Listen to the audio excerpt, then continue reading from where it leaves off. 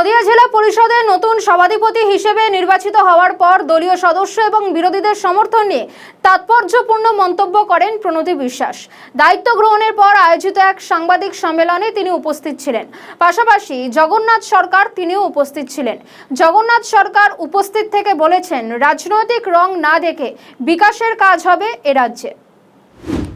ভারতীয় জনতা পার্টি সারা ভারতবর্ষে উন্নয়নের প্রতীক এবং ভারতীয় জনতা পার্টি একদম দুর্নীতিমুক্ত প্রশাসন দিতে পারে।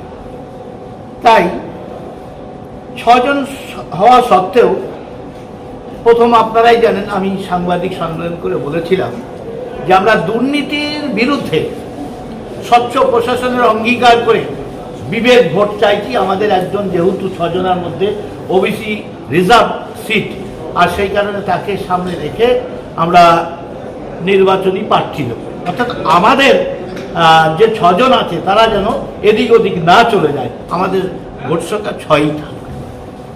আমরা হারি জিতি সেটা বড় কথা নয়, স্বচ্ছ প্রশাসন দেওয়ার জন্য অঙ্গীকারবদ্ধ। আর এমনিতে ভারতীয় জনতা পার্টি উন্নয়নের ক্ষেত্রে কোনো রাজনৈতিক রং দেখে না। সবকা সাথ, সবকা বিকাশ, সবকা বিশ্বাস, সবকা প্রয়াস। আমাদের মোদিজি এই আহ্বান, তার স্লোগান রয়েছে।